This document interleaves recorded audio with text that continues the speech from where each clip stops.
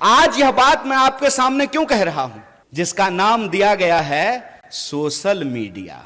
नाम है social media और काम इसका सबसे ज्यादा अनसोशल है। हम लोग प्रधानमंत्री कहते हैं वो इतिहास में फेल हो गए थे।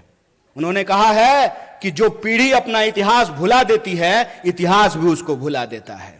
आजाद का मतलब होता है अपने ख्यालों से आजाद होना, और राज्य और सरकार का यह कर्तव्य है कि वह नागरिक की जरूरतों को पूरा करे। यह होता है आजाद होने का मतलब।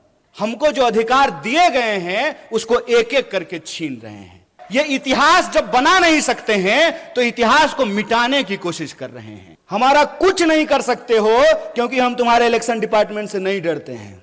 सद्भावना को हम बचा करके रखेंगे, तुम्हारी पूरी ताकत को परास्त करेंगे, इस बात को याद रखना।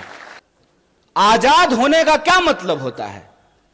आजाद भारत में हम आजाद नागरिक हैं। आजाद होने का क्या मतलब होता है?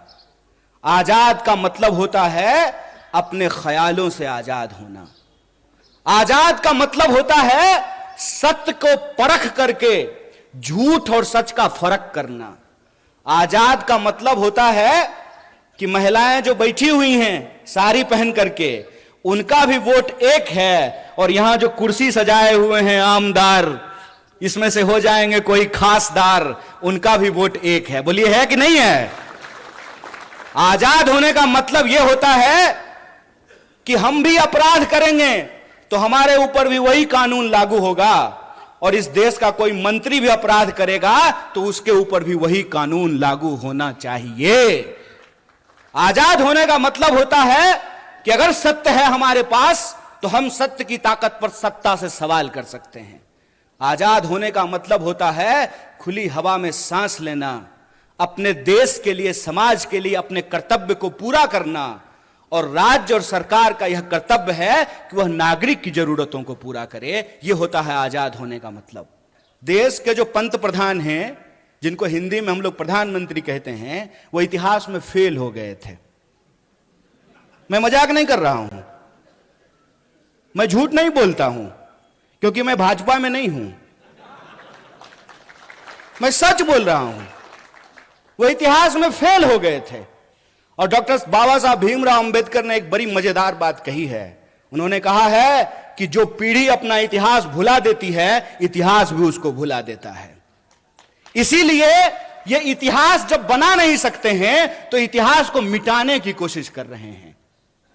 जो अपना मकान बना नहीं सकते, दूसरे की मकान पे अपना नाम लिख करके कहते हैं कि हमने इतिहास बनाया है। अरे साहब, आपने तो इंसान को इंसान नहीं बनाया है, आप इतिहास क्या बनाएंगे? झूठ के सहारे ये एक इमारत खड़ी करने की कोशिश कर रहे हैं। झूठ का सहारा लेकर के ये इतिहास को पलटने की कोशिश कर रहे हैं। क्यों? क्योंकि इनका इतिहास खराब है, क्योंकि इनका इतिहास इस देश के साथ गद्दारी करने का इतिहास है। इनका इतिहास इस देश के लोग जब अंग्रेजों के खिलाफ लड़ रहे थे तो उनके साथ चाय पर बैठ करके चर्चा करने का इतिहास है। इनका इतिहास अंग्रेजों की जासूसी करने का इतिहास है। मैं जितने संतों का नाम ले रहा हूं, जितने वीरों का नाम ले रहा हूं, जितनी वीरांगनाओं का नाम ले रहा हूं, बताइए एक का भी संबंध भारतीय जनता पार्टी से है क्या? लेकिन हमको गर्व है कि हम जितने भी लोगों का नाम ले रहे हैं, प्रत्यक्ष या परोक्ष रूप से उनका संबंध भारतीय राष्ट्रीय कांग्रेस से है। इसीलिए आप तमाम लोग जो यहां मौजूद हैं, सबसे पहले आपको गौरवान्वित महसूस होना चाहिए कि आप उस पार्टी का हिस्सा हुए हैं जिस पार्टी ने इस देश को आजादी दिलाई है। उस पार्टी के आप सदस्य हैं जिसने इस देश में बराबरी के सिद्धांत को लागू किया है। बोलिए, इस देश में महिलाओं ने कोई आंदोलन किया था क्या? समान वोट के अधिकार का कोई आंदोलन नहीं किया था ना? समान वोट का अधिकार मिला कि नहीं मिला? लोग जो हेलीकॉप्टर से उड़ते हैं उनका भी वोट एक, और जो साइकिल पे चलता भी उसका भी वोट एक है कि नहीं है? अगर वोट का अधिकार नहीं होता तो आपको लगता है कि 5 साल में चुनाव के बाद हेलीकॉप्टर लेकर के कोल्हापुर सिटी की गलियों में नेताजी हाथ जोड़ करके आपके सामने खड़े होते? बिल्कुल नहीं खड़े होते। तो जो अधिकार हमको मिला है वो अधिकार हमसे छीना क्यों जा रहा है? छीना इसलिए जा रहा है कि पहचान के नाम पर, जात और धर्म के नाम पर, ये आज की तारीख में हमको जो अधिकार दिए गए हैं उसको एक एक करके छीन रहे हैं। धर्म अगर बचाना जरूरी है तो खाली हम क्यों बचाएंगे? स्मृति ईरानी की बेटी गोवा में रेस्टोरेंट खोलेगी नहीं, और हम लोग मोटरसाइकिल लेकर के अपना तेल भरवा करके जय श्री राम। अरे राम जी जिंदाबाद हैं, जय जय है श्री राम का। कल भी था, आज भी है, आगे भी रहेगा। ये नया फैशन कैसे शुरू हुआ है? ये खेला क्या है? इस खेला को हमको समझना पड़ेगा।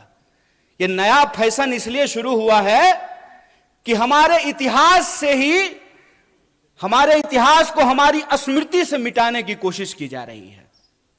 यह आजादी हमको कैसे मिली, इस देश का निर्माण कैसे हुआ, संविधान कैसे बना, हम और आप प्रजा से नागरिक कैसे बने?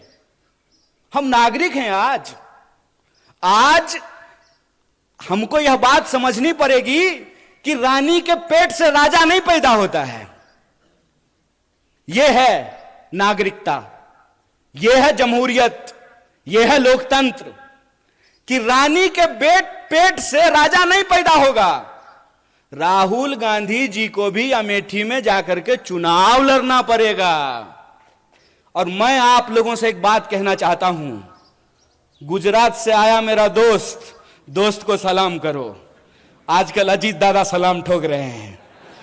नहीं, प्रधानमंत्री ने अपने भाषण में कहा कि 70,000 करोड़ का घोटाला किया है अजीत दादा ने, ऐसा प्रधानमंत्री ने कहा। इलेक्शन डिपार्टमेंट सक्रिय हो गया, ईडी। अब कोई घोटाला नहीं हुआ है, भाजपा के वॉशिंग मशीन में सब साफ हो गया है। अब दाग अच्छे हैं, क्योंकि दाग भाजपाई हैं। इस खेल को आप समझिए कि कुछ भी सरकारी नहीं होगा तो सरकारी संसद किस लिए होगा? 20,000 करोड़ का सरकारी प्रधानमंत्री किस लिए होगा? इस देश के नागरिकों को यह समझना पड़ेगा कि इस देश में कितनी बड़ी लूट चल रही है। अंग्रेजों की चापलूसी करने वाले, जासूसी करने वाले डरपोक लोग हैं। दूसरी तरफ हम साहसी और बहादुरी लोगों को इकट्ठा होना पड़ेगा। तो दूसरी लड़ाई है साहस और डर का, और तीसरी लड़ाई है कि वो समाज को हमेशा बांटने का काम करते हैं। हमेशा कभी जात के नाम पे बांटेंगे, कभी धर्म के नाम पे बांटेंगे। जहां धर्म होगा वहां धर्म का झगड़ा लगाएंगे, जहां धर्म नहीं होगा वहां जात का झगड़ा लगाएंगे। आप मणिपुर का उदाहरण देख लीजिए, वहां आपस में लोगों को लड़ा रहे हैं कि नहीं लड़ा रहे हैं। आप हरियाणा का उदाहरण उठा करके देख लीजिए, वहां कैसे लोगों को लड़ाने की कोशिश की गई। आप उत्तर प्रदेश देख लीजिए, आप महाराष्ट्र देख लीजिए। तमाम राज्यों में ये राज्य के जो लोग हैं उनको आपस में बांटते हैं। क्यों? क्योंकि अंग्रेजों से इन्होंने एक चालाकी सीखी है, फूट डालो राज करो। हमको यह बात समझनी पड़ेगी कि आज महाराष्ट्र के लोगों के आत्मसम्मान का सवाल है कि कोई बाहर से आकर के संत तुकाराम की धरती पर रहने वाले लोग, समता भूमि पे साहू महाराज की भूमि में जन्म लिए लोगों को यह बात समझनी पड़ेगी कि कोई बाहर से आकर के महाराष्ट्र के परिवार को आपस में विभाजित कर रहा है, महाराष्ट्र के लोगों को लड़ा रहा है। यह मामला शिवसेना, एनसीपी और कांग्रेस का नहीं है, यह मामला सच और झूठ का है, और महाराष्ट्र के लोगों को सच के साथ खड़ा रहना पड़ेगा। अगर कोई गलत है तो वो गलत है, वो भाजपा में जाने से ठीक नहीं हो जाता है। ये पहले क्या करते हैं? ये पहले ईडी भेजते हैं, इलेक्शन डिपार्टमेंट पहले जाता है, नेता को डराता है।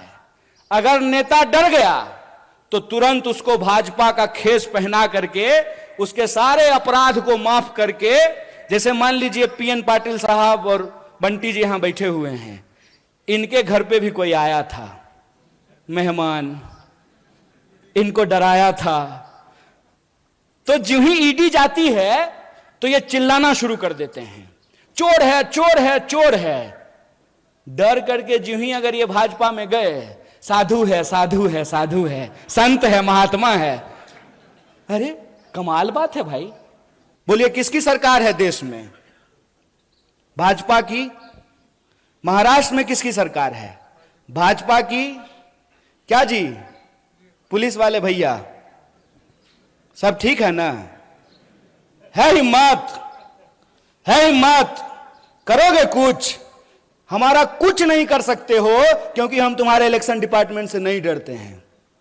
मेरा कुछ नहीं कर सकते हो। इसीलिए खड़ा होकर के पब्लिकली पूरी की पूरी भाजपा के झूठों की जमात को चैलेंज करते हैं कि अगर हमने गलत किया है तो चौराहे पे खड़ा करके तुम मुझे गोली मार सकते हो, लेकिन अगर तुम गलत कर रहे हो तो इस बात को याद रखना कि तमाम धन दौलत और गोला बारूद के बावजूद इस देश में तुम सत्य की आवाज को नहीं झुका सकते हो। हम कसम खाते हैं, महाराष्ट्र का इस महान भूमि पे कसम खाते हैं कि कांग्रेस का एक एक कार्यकर्ता राजीव गांधी को याद करते हुए यह संकल्प लेता है कि इस देश में सद्भावना को हम बचा करके रखेंगे, तुम्हारी पूरी ताकत को परास्त करेंगे। इस बात को याद रखना है।